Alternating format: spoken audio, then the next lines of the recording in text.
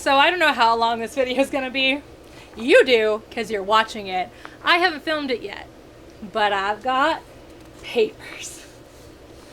I took notes again, you guys.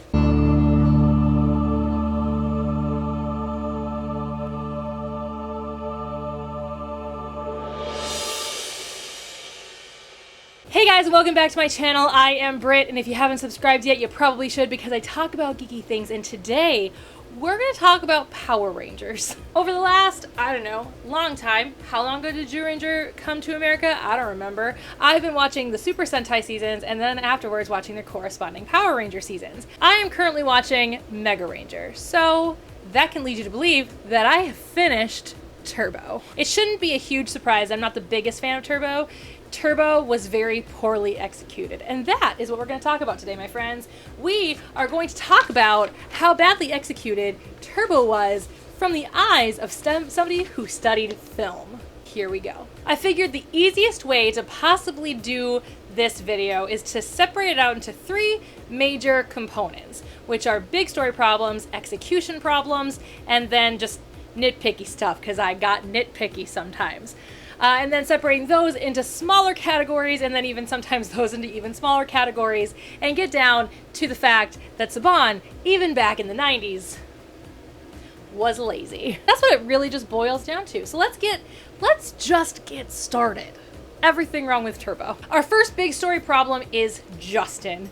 The existence of Justin at all. Guys, I'm the new Blue Ranger. I want to clarify this, because I did make a video a few months ago about Blake Foster, and I want to make this clear that my distaste for Justin has nothing to do with that video. That video was just calling him out on things that he shouldn't be saying as a public figure, and that is all there is to it. I never liked Justin. When I was a kid, I thought he was cute, and I did like the fact that a kid was a Power Ranger, but as I got older and watched it the second time through, I realized that Justin was not a good character, and has nothing to do with Blake Foster, has nothing to do with Blake Foster's acting. I actually think Blake Foster is a pretty decent actor for his age at the time. He did very, very well for being a kid in there, but there are some issues, and it is pretty much just production issues, because producers can sometimes be very stupid, and it's fine. It's fine. I'm sure once I become a full-fledged producer, I too will be stupid. And it's fine. People can call me out on it. I don't care. In order to really get down to the nitty-gritty, we need to understand why Justin even exists. So if you're not familiar with Power Rangers, at least Power Rangers Turbo, at one point they introduced a young kid. I think he was 13 when he was in it, because I think I was 12. And I think Blake Foster is a year older than me. I could be wrong, because I was born in 86. I think he was born in 85.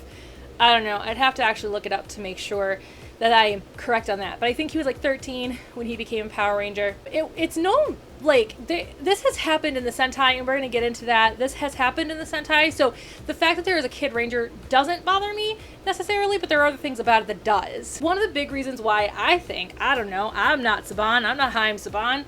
I'm not Shuki Levy. I'm not any of those people. I could ask Tony. That'd be a fun question to ask Tony, because he left right before Turbo. So he still wrote an episode, I noticed. Anyway, moving on. But from what I understand with the existence of Justin was that the producers wanted to show that their demographic could be Power Rangers no matter what age they are. And while that is a very nice gesture, I don't think it was a necessary one, especially within the terms of Turbo/Car Ranger. Like I said, the Super Sentai has had kid Power Rangers before. The season before Car Ranger, in O-Ranger, what became the Gold Ranger in Power Ranger Zeo was actually a kid. So they had to be very careful on the shots they used from the Sentai where that O-Ranger was shown. Because of the fact that he was much shorter than the rest of the Rangers, and it was supposed to be Jason, so Jason's not short, guys. So they had to be really careful about the shots from the Sentai that they used, and they usually did a very good job in a lot of situations, though Tony let me in a little secret, and I need to look at that episode. I have not watched that episode yet, but he let me in a little secret where there was a mistake, and I'm very excited to see that mistake. Anyway, they had to be very, very careful on which parts of the Sentai, what shots of the Sentai they used, and they did a very good job with that. Even when I watched O-Ranger and then watched Zeo right after, there were a couple of shots that I noticed, but nothing crazy. However, in Car Ranger, the Blue Ranger is an adult, so that became a problem. So they actually had to make Justin grow into an adult. And so while that in itself isn't a problem, even though the actual graphics of it, even though they had the movie budget to do the animation, for some reason when they had to redo the animation later, that was better than what they did with the movie, with the movie budget, but I have so many problems. My biggest issue is actually that this grown adult has a prepubescent voice. We didn't have enough to handle. We better stick together, guys. Right. And never once does anybody ever notice that this adult Blue Ranger has a prepubescent voice. Now, I'm not saying that, like, voices can't just be higher pitched, but there is a difference between a prepubescent boy voice and an adult voice. Even the highest of pitch, like, girl voices or lowest of pitch girl voices, like, I've got a pretty low pitched girl voice and I don't sound like a prepubescent boy. It was just poorly executed from the get-go because of that. If they wanted to do something, they could have done something like they did with Beast Morphers, where they have somebody who is a little bit younger than the rest of the cast to kind of give the impression that he's younger, and then not have him grow, not have him have this kind of more adult sounding voice, even though there's still changes that happen to the voice as you age through teenager and into adulthood. But still, like, I think that would have been much better of a direction to have gone. But no, they went with a prepubescent boy. And nobody at any point noticed a prepubescent voice coming out of the Blue Ranger. And that just, I don't know, it's a question that I would ask as a critic. That's a question that I would ask as to what the mentality is behind it. And that's one that I cannot seem to figure out the answer to. In all of my thoughts, in all of my education, in all of my readings, I cannot find an answer as to why this was ever a good idea. So, anyway. Or how they could have gotten around it, other than just, like I said, do what they did with Beast Morphers.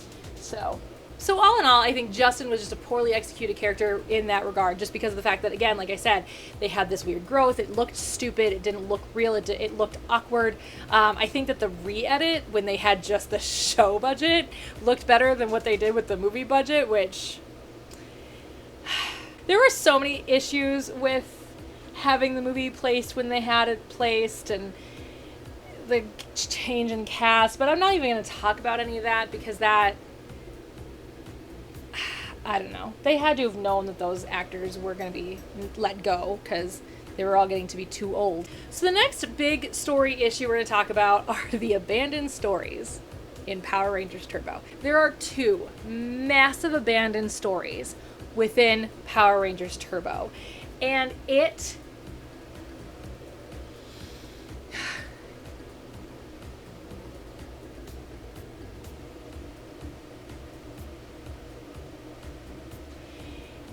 It is legitimately my least favorite thing. Like, it is legitimately my biggest pet peeve in television.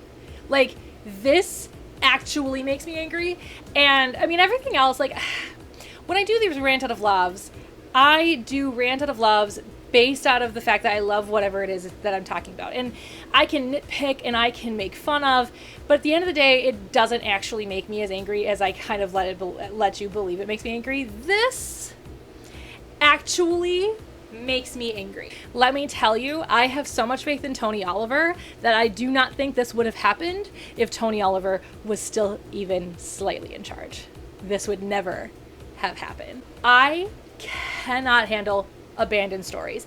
I did an entire video about how my favorite show at the time went from not when I made the video, but I had this favorite show at one point and it went from my favorite show to I never want to see it again, because that's all they ever did. And I waited for them to tie up those stories, to bring back these characters and tie up those stories, but they never did.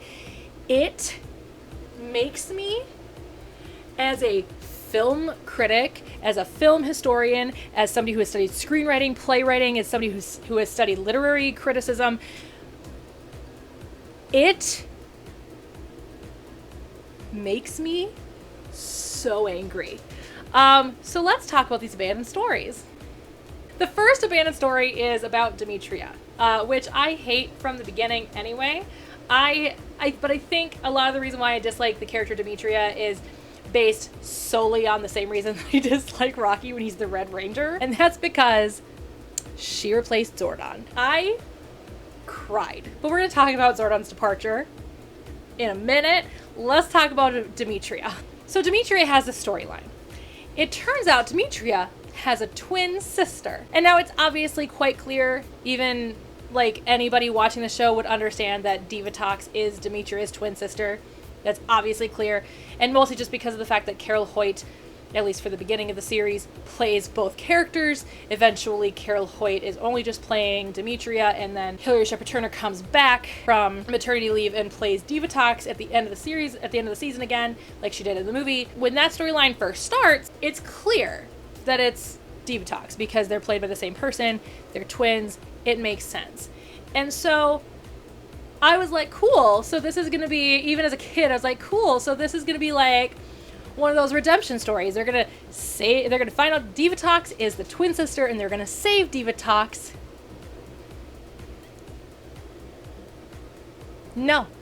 It's mentioned once and then never again. What? The Rangers are even like, we're gonna help you find your lost twin sister, Demetria. We promise. We're gonna find her. Nope. They just failed to continue until In Space. Spoiler alert for In Space. I mean, they don't finish the Demetria Divatox storyline, but they do another sibling storyline, and it's amazing. Well done, Saban. In Space is great. The other unfinished storyline that I'm going to talk about is the Phantom Ranger in general. So the Phantom Ranger, he comes and goes from time to time, but the Phantom Ranger is this ranger that comes from Eltar, and which we're going to talk about the traveling to and from Eltar, but it's, again, so poorly executed. Like, literally everything about Turbo was poorly executed. It's fine.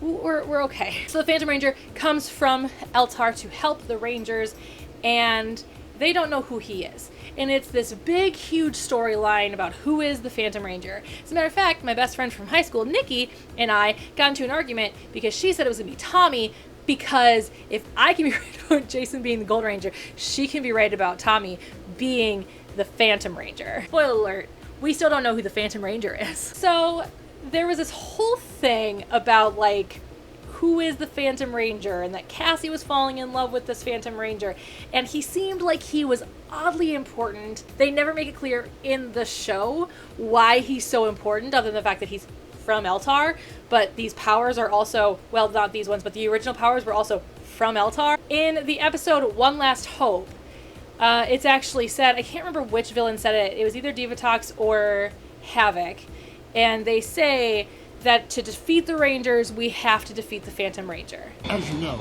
in order to defeat the Power Rangers, we will have to eliminate the Phantom Ranger first. Why? Why is that a necessity? There is no reason to make him important unless you actually, like, explain why he's important. You know, I'm not for info dumping. I'm not for, like, I've talked about this before. You know, I think that there are some times where it's important to info dump, and I think there are the times that it's not important to info dump. Explaining why the Phantom Ranger is so important, that if you defeat the Phantom Ranger, you can defeat the Power Rangers. Why? That was never explained. It just was meant to hype up the drama just a little tiny bit, and it just doesn't make sense. And so then it all became about defeating the Phantom Ranger. And then the Phantom Ranger just kind of disappears, and mostly because of the fact that the Sentai equivalent does not stick around for a ton of time. And when the Sentai equivalent does come back, it's mostly in scenes where they couldn't use the footage because it had like people in it, like the Rangers or Zonette or, you know, characters like that. So obviously, like, it was hard to match the Sentai, but they never had him come back into the American footage to show who he was or why he was so important. And even the final episode, he doesn't come back when the Blue Centaurian and Demetria leave, and they're left alone being attacked by Divatox, by her entire army, and he never comes back to help them. Granted, there was this whole, like, obviously Eltar was falling and things like that, so, like, obviously there were reasons, because he had to go back to his home planet, but, like, still, like, there were just things about that whole situation that just didn't make sense at all. It makes me so angry. I can't. I can't. It's so awful. You can't just do that. You have to, like, finish a storyline. So the next big story problem that I'm going to talk about today is Zordon's return to Eltar. So Zordon returning to Eltar is not in itself a bad thing. It's just everything around it that is bad. So in the very first, like, story, because it's not the first episode, it's like the third episode, but the very first story, aside from the movie, of Power Rangers Turbo, Zordon and Alpha leave the Rangers behind and go to Eltar. That there is some wormhole that opens up, and it's their only chance to ever get home again. Now, some people can explain that this is Zordon's only way to get home because he's in the time warp, but Dimitri's in the time warp. What I'm building up to is how unnecessary this wormhole ended up actually being, yet they made it so important in the episode because, again, they want to build up drama. And if you're going to build up drama, you have to back up that drama by backing it up with the story. And unfortunately, every other decision they made regarding Eltar for the rest of Turbo, because Eltar becomes a very important piece of Eltar, that they just created this massive plot hole about the only way Zordon could return to his home planet. So we know Eltar is really far away. We don't know where in the galaxy Eltar is, but we know that it's within the same galaxy as we are. Just don't know where it is, because I don't think they ever say a different part of the universe. I think they always just say different part of the galaxy, or whenever they talk about it, it's the galaxy. I don't know. But from my understanding, Eltar is in the same galaxy as Earth, but it's really, really far away. And Zordon's only way to return home was through this wormhole, which of course built up the drama because then Divatox found out about it and was trying to close the wormhole so Zordon couldn't leave, or even better yet, he could be in the wormhole while it crashes down on top of him and then he's gone forever. What's going on? It's Divatox's device. The wormhole is collapsing. What? What if it closes on him? Zordon, I'll be gone forever.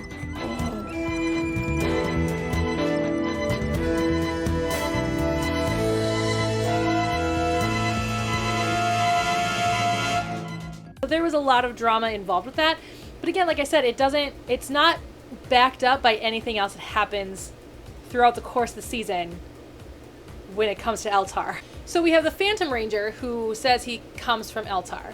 We have Demetria and the Blue Centaurian who leave and go to Eltar. We have the Robot Rangers, which they send to Eltar. And so with all of these, and there's one other thing involving Zordon, we're gonna get there. But all these people come from and go to Eltar. So in that itself, like, it just doesn't make sense that this wormhole is Zordon's only passageway home to Eltar, because obviously there are other ways to Eltar. And as I said, you can't even use the defense that Zordon is in the time warp, because so is Demetria, and she didn't wait for a wormhole to open up for her to go and try and save Zordon. Not only that, but the Rangers were getting in a spacecraft and they were trying to go to Eltar. And I don't know where that spacecraft was supposed to be going, but I don't think it had the fuel to get to Eltar. But in space is amazing, and it was just building up to in space, and it's fine. We can let it go. The biggest issue that I have with this return to Eltar in this stupid wormhole conversation is when they do the big power transfer from Tommy, Catherine, Tanya, and Adam, and they bring in TJ and Cassie and Ashley and Carlos, and Zordon and Alpha couldn't miss saying goodbye to these original Rangers. We're actually expecting a couple of friends to drop by and join in the celebration. Oh, yo, there they are now! Zordon! Rangers, it is so good to see you again. Alpha and I are honored to participate in this historic transformation. Aye, we wouldn't miss it. And Zordon and Alpha couldn't not come back to Earth to see this power transfer happen.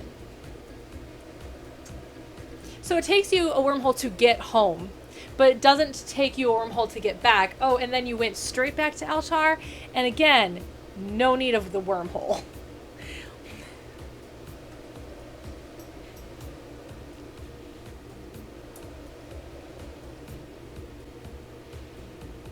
Saban, why are you lazy?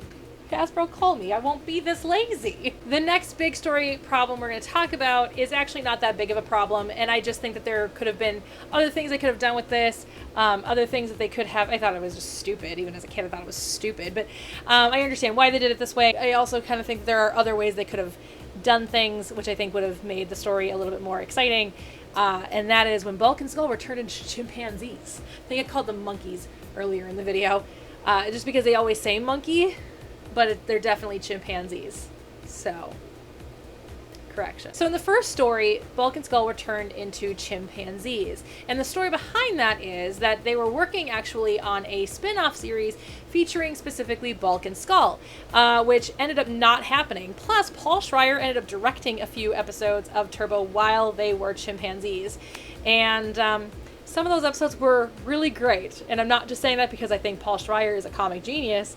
I'm saying that because it's legitimately true. There are some good episodes of Turbo. But some of the things I think they could have done would have been, because the Rangers wouldn't feel like they had to be careful around the chimpanzees, that, you know, because they're just chimps, they didn't know they were Bulk and Skull, they could have teleported or morphed, and Bulk and Skull could have found out that they were Power Rangers, and when they get turned back into humans, they really could have helped them out, especially because when they get turned back into humans, they don't really know these new characters. They may know Carlos and Ashley because they're part of the same high school. They were just younger. Carlos and Ashley were just younger than them. But TJ and Cassie are brand new. And so there was really no reason for them to interact with these new characters other than the fact that they were just always at the youth center. But there was no reason for them to interact with these new characters. So that would have been a very cool way to get them to interact with the new characters, because they found out that they were Power Rangers and they could help out in some ways, or just still have a reason to interact with the Rangers. And because I always thought, even as a kid, I remember thinking, why are these two new adults hanging out with these teenagers who are also hanging out with this little kid? So I thought that that was just such an interesting decision. Even when I was a kid, I noticed how interesting of a decision that was. And when I say interesting, I mean not good. And so I think that would have been a much easier way to integrate Bulk and Skull back into the story, because that's the problem with Bulk and Skull when they did the big power transfer. Even in space, other than the fact that they did give them something new to kind of focus on, and there wasn't as much interaction with them and the Rangers as much as there would have been in Turbo, or if they had stayed on Earth. But the fact still remains that the interactions were a little odd, because there's no reason why Bulk and Skull would want to get to know these new people who replace these other people, because these new people are hanging out with the kid and the old people were hanging out with the kid. And I don't know, I just don't think it was all that well executed of a storyline, and I think it could have been better, which is a great segue into our next big topic, which is execution problems. There's a lot of them, you guys. So if you guys don't know what execution is within the world of art, it is whether or not the art was done well or done poorly. Essentially, when it comes to any form of art, you have what's called execution, which is essentially just how did you go about to create this art, and did you create it well? And I know this has been brought up in comments before where art can vary from person to person, but execution is definitely something that is not an opinion. Execution is definitely kind of a factual piece of art. While art is still a very personal thing, and your art is very different from somebody else's art, like I really love abstract art, where a lot of other people may not like abstract art. A lot of other people may like, you know, more realism art. I really like abstract, and that's what I tended to paint when I was painting. You know, so you can have difference of opinion there, but when it comes to execution, good abstract art exists and poor abstract art exists. And so that's kind of that same mentality. And the same thing with film, and especially with film, because film is not actually all that artistic. Film is actually very, very scientific, because you have shots, you have plans, and yes, plans can go awry, but at the end of the day, film is actually very scientific. It is not artistic at all. It's very based on formula. It is definitely planned out from shot to shot to shot. There are actual, like, shot plans that are drawn up, and I'm not talking about storyboarding. I'm talking about where lights go and where the camera is angled. So yes, it is very, very scientific. So when I talk about execution, this is definitely very, very factual. One of the biggest pieces of execution in film is continuity. And this is something that Saban has always been very lazy with. And I think the best thesis I can come up with when it comes to Saban's issues with continuity is because he never unionized Power Rangers. And neither did Disney. And neither has Hasbro yet. So maybe one day the original actors will make some money off of all of the love and affection of the conventions, because obviously that's how they're making their money these days from Power Rangers, is by doing conventions. But they don't see a dime from distribution. They don't see a dime from merchandising. Like, it's not union, and the original actors have been royally screwed. They'd probably be rolling in dough these days. All that Power Ranger money. And not that there's a problem with ununionized product, but at the same time, generally speaking, when you're living and working in California, you're talking about union versus non-union. The non-union people are usually the people who can't afford to be in the union or are brand new to the world and have a lot left to learn. And so my definite thesis, can I help you? What are you doing over here, weirdo? My dog, I guess, wants to hang out while I'm filming, so I guess my dog's gonna be, you can't see him, but he's right here. I'm scratching his neck right now. So that being said, there is obviously some things that are definitely missed within the continuity team. So continuity, if you're not familiar with what continuity is, it is from this shot to this shot, what do we need to make sure of is the same. So let's say this is one shot where I'm sitting here and I'm talking to somebody else. I'm not talking to a camera. Let's say I'm talking to a friend, and it's the friend over the shoulder camera, and I'm talking to my friend. But then they're also going to want to get the same angle, only from the other angle. So from my behind to my friend, and in those two shots, which could be shot on the same day, they could be shot 3 weeks apart. It really all kind of depends. Because is the person you're seeing actually the actor, or is that a stand-in who looks like the actor? Because the other actor wasn't quite available yet, or wasn't available that day, and so they had to get that shot in, but so they have to shoot it like 3 weeks later. They have to shoot the other shot. The continuity team is meant to come in and study the footage no matter what, and make sure that if my hair is behind my ear in this shot, then my hair is behind my ear in every shot. Am I wearing glasses this shot? I better be wearing glasses in the next shot. You know, is my shirt tucked in or is it not? How is my shirt sitting on me? So that there are no weird adjustments later, and that you will not notice some huge issue within that. And now, mind you, there are always mistakes. There is never a perfect continuity team. Continuity is always a problem. I mean, look at the problem that happened with Game of Thrones when they left a Starbucks cup in the shot. That's a continuity problem. That was the continuity team really messing up, unless you believe that it was actually Starbucks' way of sponsoring the show. I don't really know. I don't know much about Game of Thrones, but I do know about that, and that is definitely a huge continuity issue. And that was a huge continuity issue. So like I said, there's no perfect continuity team. So when I say that Saban is lazy with continuity, I mean like he's worse than your average bad.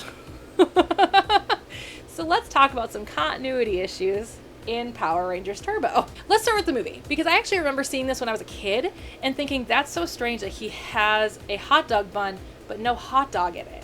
So in this scene, Bulk and Skull are trying to get back on the police force with Lieutenant Stone, and they're at a baseball game and they're trying to garnish their hot dog. Skull is having some serious problems with one of the condiments, and he's really having trouble. And it eventually squirts onto Lieutenant Stone's face, where then he takes the hot dog bun and wipes the face and says thank you and walks away. Now, in some of those shots, there is a hot dog.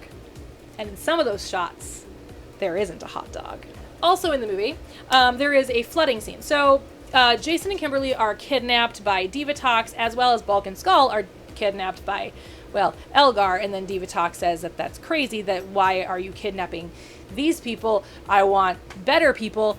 And Bulk and Skull's minds were scrambled. And so Kimberly and Jason were able to freely talk about being Power Rangers, and the others are needing to come and help them and things like that. Granted, they're not Power Rangers, but they used to be Power Rangers at this point. Jason somehow realizes that he could bust off a part of the wall, and that they could escape the submarine. And once they reach 100 feet, that they should be able to get up in one breath.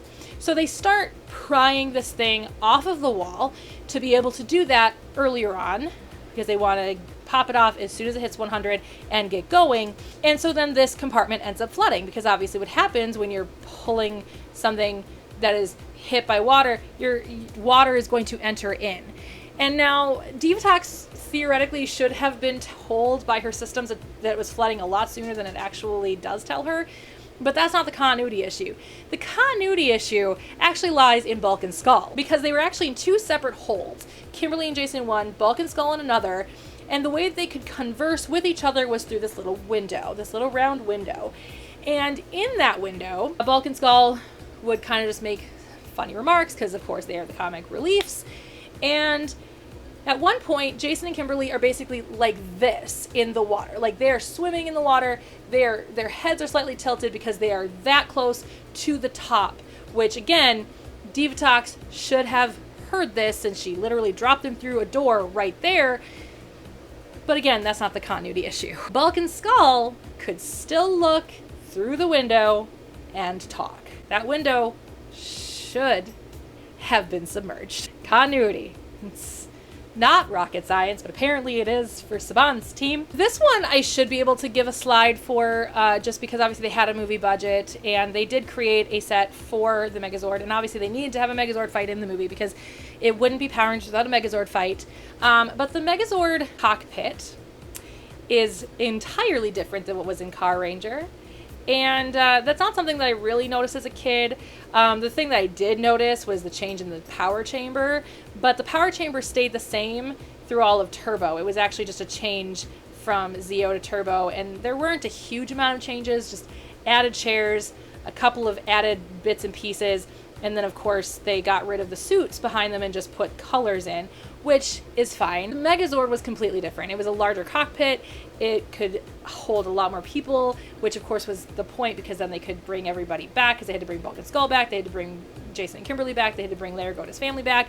So obviously they needed a lot of room in the cockpit, but at the same time they could have at least tried to make it at least similar looking to the Car Ranger cockpit, so that it wasn't such a huge change. This is not really a huge continuity thing, because obviously it was a design decision versus a continuity decision, but I'm calling it continuity because that's something that I would have noticed if I were the showrunner. That's something that I would have made clear, that I want the cockpit to be as similar, while a little extra, because we have a movie budget. But they don't even use that cockpit a second time.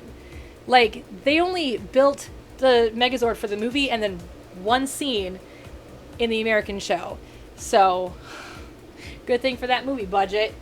This one I didn't notice until this watch through, and that is it was so nice of Divatox to stop attacking for 3 whole months so that the Power Rangers could really have a summer vacation, because they went from graduation to back to school very quickly. And by back to school, I mean obviously Catherine was student teaching, which we're going to get to. Catherine was student teaching, and Justin was in school, because Justin was now in high school, because he's smarter than everybody else on the planet. And then, of course, when the new Rangers come in, they're in high school. So, yeah, it was very nice of Divatox to not attack for 3 whole months, because that's exactly how Power Ranger villains are. In the Power Transfer episode, we are privy to the knowledge that time is running out. Rangers, there is another matter that must be dealt with.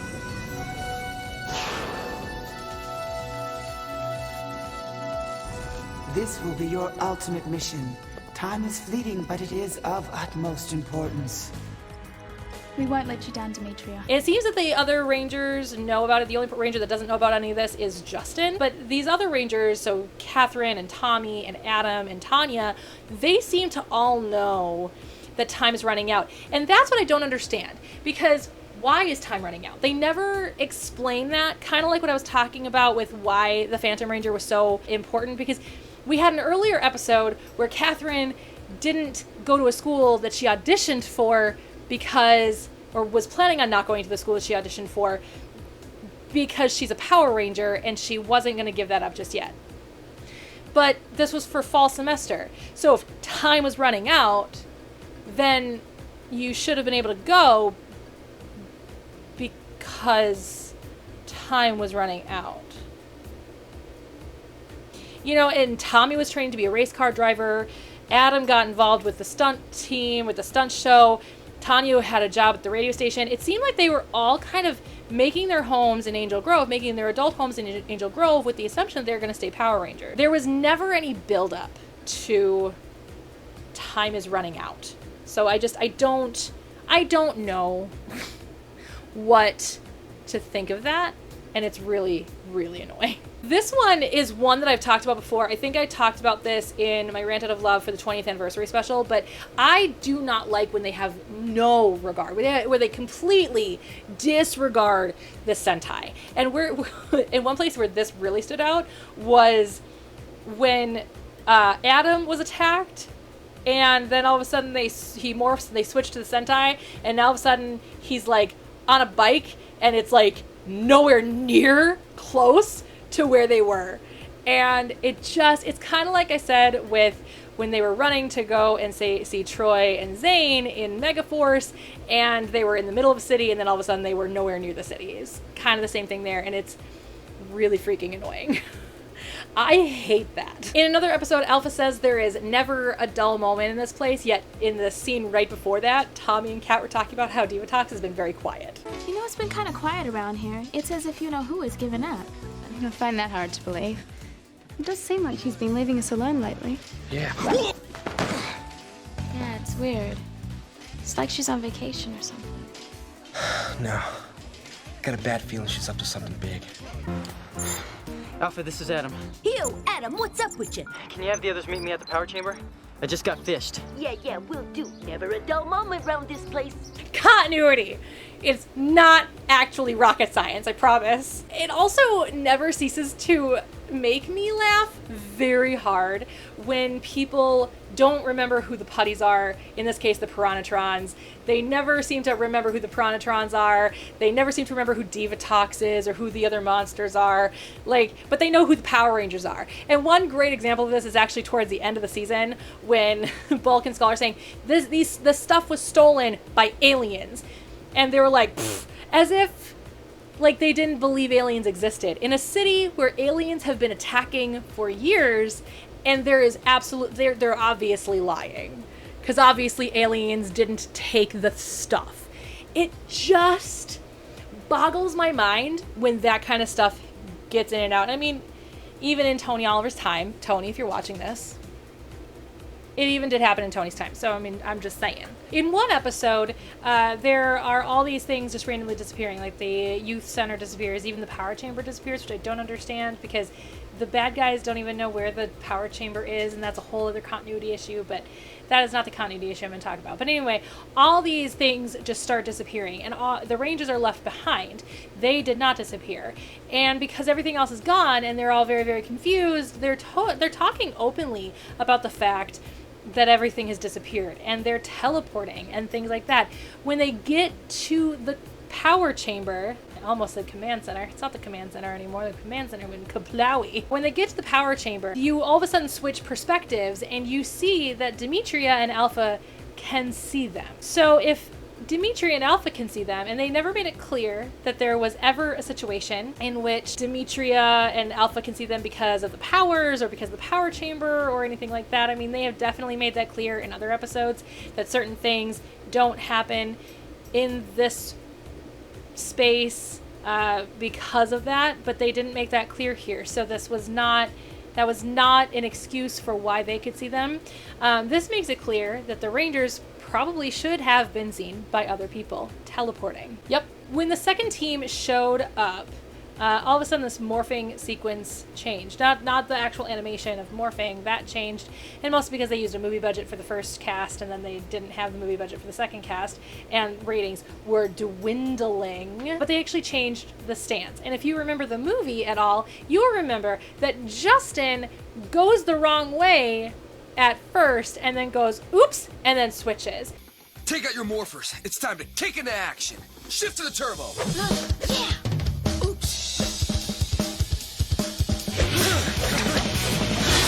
So they even make it clear that you go one direction, and then all of a sudden, when the new cast comes along, they're going that direction and not the direction the original cast went. Shift into turbo! So the way that the original cast went was, so the morpher's on this wrist, the key is in this hand, and they bring up the side with the morpher. When the new cast comes along, they bring up the side with the key. So, what was the reason for that change? In the episode The Darkest Day, bad stuff happens. It's called The Darkest Day. So bad things happen, and Divatox screams out, the Power Rangers will be completely defenseless. Well, of course it does. I can launch an attack at any moment, and the Earth will be completely defenseless. What about the Blue Centaurian? Now, I know in the Sentai, because obviously I finished the Sentai and then I watched Turbo, but in the Sentai, obviously, Signal Man goes home to his planet to be with his family, and he eventually comes back, but during that time period, they didn't write the Blue Centaurian out because the Blue Centaurian didn't leave Earth. The Blue Centaurian just didn't show up for a bunch of episodes, and during that time period was this episode. And so the Power Rangers will be completely defenseless. Did we forget about the Blue Centaurian while he wasn't showing up? Because we shouldn't have. He's still a character. So we should have written the Blue Centaurian out. He should have gone somewhere else for the time being, and then the Phantom Ranger could show up and do the thing. Just like in the Sentai, it should have happened, and they didn't do it that way. And it was just poor decision making. In the episode The Fall of the Phantom, we see Metallosaurus outside of a window where Bulk and Skull are doing their little tours, and it's not really there because the Metallosaurus didn't attack at that time, because the Metallosaurus was being rebuilt and changed and is now a different Metallosaurus, which appears only minutes after that scene. Hey, you're not gonna tell me that's not a real monster!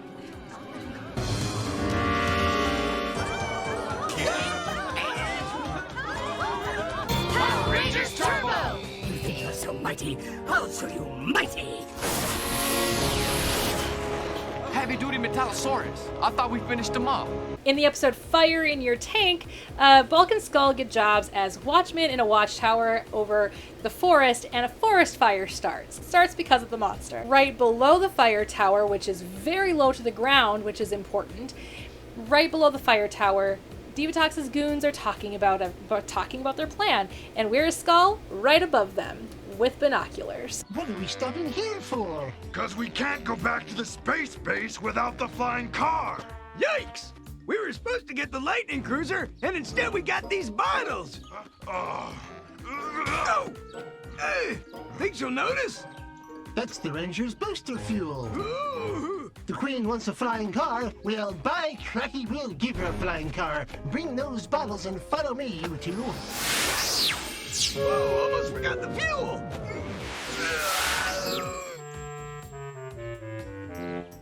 A real snort. Ain't nothing happening out here. It's already bad enough that they didn't know that forest was on fire, but to also not hear the goons when they should have, because the goons weren't being quiet, and the fire tower was very low, where I grew up around fire towers, and they are really high up. So if it were actually the height of a fire tower, it would have been different, but it was very clearly not, and Skull should have heard them. This is a very long-standing continuity error, because when we first are introduced to Demetria, we are told that she is from the planet Inquirus, and that is why she always responds in question. So when Tommy asks Demetria a question, Demetria responds by asking him another question, which is really annoying, and one of the big reasons why I never really liked Demetria. But when the new team comes along, all of a sudden that changes, and Demetria, while the character also gets a serious pushed to the wayside, and Alpha becomes more of the mentor than anything, Demetria starts having statements, not questions. So, what changed? The writers got lazy, that's what changed. She's Demetria from the planet Inquirus. Makes a heck of an entrance, don't she? Do you know who we are? Do you know who you are? Yeah, we're the Power Rangers. Is not who you are much more than the Power Rangers, Tommy? Are the questions you have the reasons your faces have these expressions? Well, Zordon told us he'd send someone to take his place, but we really didn't know what to expect. Would you be surprised to learn that there are many unexpected events in your future, Rangers? Without burning them up. We must get the Phantom Ranger's power ruby back before she discovers how to use it, or she'll create the most destructive force the Earth has ever seen. Also in the episode Fire in Your Tank, and I did actually make note of pretty much each and every episode, so that when I find the clips, I'll know which episodes to look for. But in that same episode, there is a shot from the Sentai where the Green Ranger is moving, but the Blue Ranger, in the American version, is talking. Alright, slime balls, get away from the car! Ah, Blue and Green Rangers, you don't frighten us! Carlos is moving like he's talking, but it's Justin that's talking. So we are moving on from continuity errors to other execution issues, and that is the Piranatrons to begin with. The Piranatrons, and this goes for the same for In Space as well, because the same thing happened with In Space, where they used different, like, pawns, different goons. The pawns they send out first, the putties, the Piranatrons, they used different ones in the Sentai than they did in Power Rangers, or Sentai had different ones than the Power Rangers did. And while this, I don't know how much of an issue it's going to be with Mega Ranger. I'm only so far into it. I should be at episode 14 by the end of the day. I don't know how much of an issue this is going to be with Mega Ranger, but for Car Ranger, this ended up being a real issue.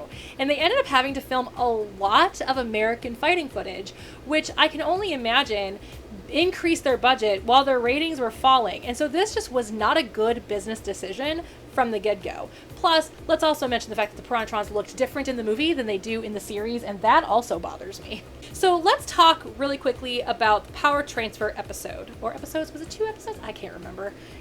For me, To Be Continueds, 2-parters, 3-parters, 5-parters, those are all just one episode. Just a long episode. The Power Transfer episode really got to me because there were some just serious issues with it, like how Kat, who has proven herself to be an incredible fighter, an incredible ranger, all of a sudden becomes completely and utterly useless. And I get the reason why they decided to do that, and mostly because of the fact that obviously TJ and Cassie had to save Tommy and Kat, because we're replacing Tommy and Kat with TJ and Cassie, and so we have to make those two look awesome. But at the same time, did we have to make Catherine look like a complete and utterly useless human? No, we didn't have to do that at all. Right before the actual power transfer happens, we see Adam morphed behind Carlos, and then we see Tanya morphed behind Ashley. But there is never a shot where we see Tommy morphed behind TJ and Catherine morphed behind Cassie. Why? This would have taken, if it was cut for time, that a couple of seconds really won't make a difference. Quite frankly, and they could have had it a 2-for-1 since Tommy and Kat were dating, and they were kind of implying that TJ and Cassie were going to date too, but that obviously didn't happen. I guess not obviously, but it didn't happen. One other thing that really irked me this time around was the fact that there was no learning curve for the new Rangers. So in the very first episode, or storyline at least, of Power Rangers Turbo, other than the movie, we have Tommy, who has made this Megazord before, see movie, forgetting how to pilot his 7th Zord. Yes, Tommy had 7, 8 later Zords. Did he have more in Dino Thunder? I don't remember. I need to rewatch Dino Thunder. But Tommy had 7 Zords by this point.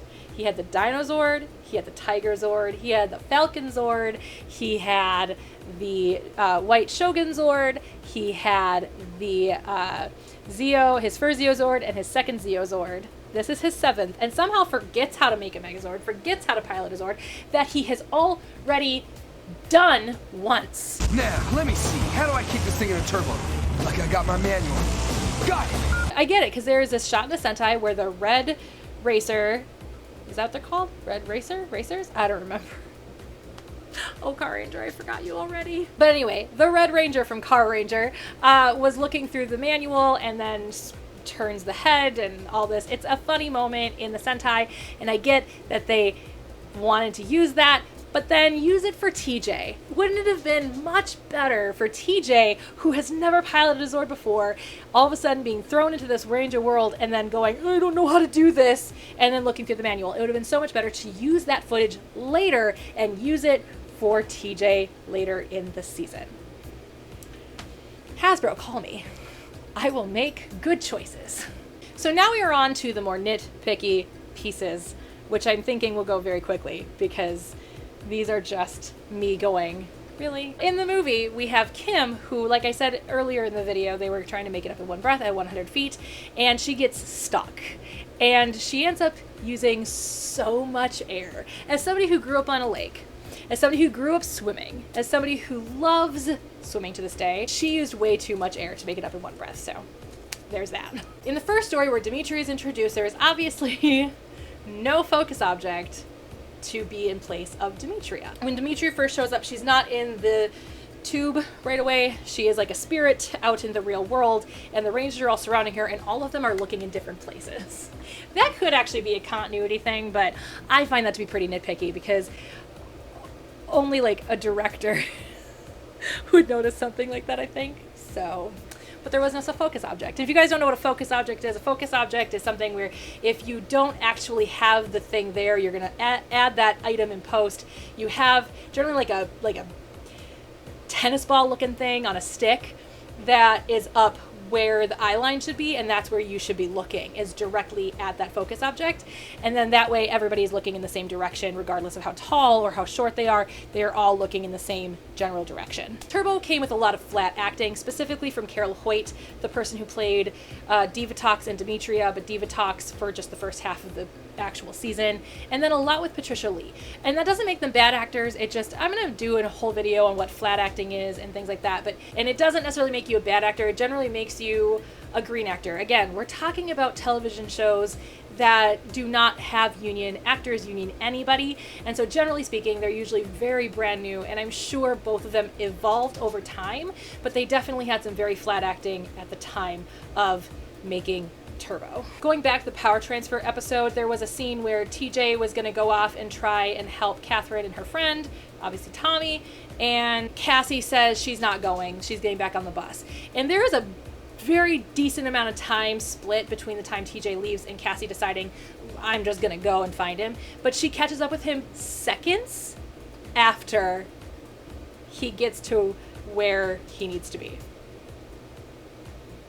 That's a fast legs there, Cassie. In one of my favorite episodes of Power Rangers Turbo, and I hate it that it's one of my favorite episodes, but it's one of my favorite episodes, the one where they wear the jackets. It's like the first episode with the new cast, like the first full episode with the new cast, and there is a jacket that already has a police badge on it for the Blue Centaurian. I mean, you know, I guess Divatox probably wanted to catch the Blue Centaurian, but I mean, it's also a Sentai thing. I get it, it's a Sentai thing, but it's fine. Like in all seasons of Power Rangers where they use the Sentai, they do not rotoscope out enough, and you can definitely see Japanese writing. In this particular one, you can definitely see the words Baozak a lot, which are the bad guys in Car Ranger, and therefore they just didn't rotoscope those things out. But rotoscoping is very expensive. That's why I'm throwing in the nitpicky thing, because rotoscoping is very, very expensive, so I understand why they didn't want to use their budget to rotoscope so much out of the Sentai. In the episode Clash of the Megazord, and this is another problem later, and it's an eyeline issue, and it's very poorly done in my opinion. But in that particular episode, I think it's TJ and Cassie are looking for the Phantom Ranger, and they're like 10 feet away from where, like, they don't move very far from one place to another before they're like, oh, there he is! They should have seen him before they got to that spot, basically, is how that worked. Also in Clash of the Megazords, at one point, there's another episode too where this happens, Divatox is yelling to Porto, but Porto doesn't have to yell back. That's another continuity thing, but again, it's pretty nitpicky. And here's that other issue I was talking about in the episode Beware the Third Wish. We have TJ walking, and 10 feet in front of him is a monster, and he's like purposely not looking in the direction of where the monster is.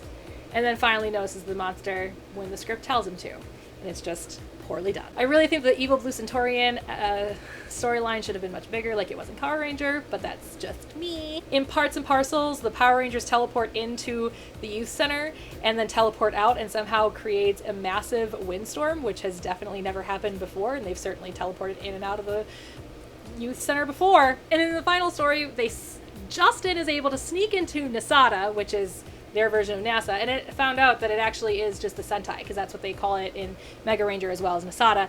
But Justin was able to sneak into Nasada without being noticed, because where are the security cameras? And so there you guys have it. There's my rant out of love for Power Rangers Turbo. I love Power Rangers. I don't love Turbo. Let me know if I've missed anything, nitpicky, continuity, big story that you don't like about Turbo. Let me know in the comments below. If you guys want to see more like this, where I do this per season, let me know in the comments below. I would love to do this. Take notes about every single Power Ranger season that I watch and talk about them and talk about the things I don't like. It would be fun to do within space because it is my favorite season and I know it's not perfect, but I'd love to do that. Let me know in the comments below if you'd like to see that, and I will see you guys all next week. Bye! So our first big story problem is that there's a hair hanging out in my eyelashes and it's driving me crazy. It's our first big story problem. It's a big story, you guys. So I almost just died because of my own spit. That was fun.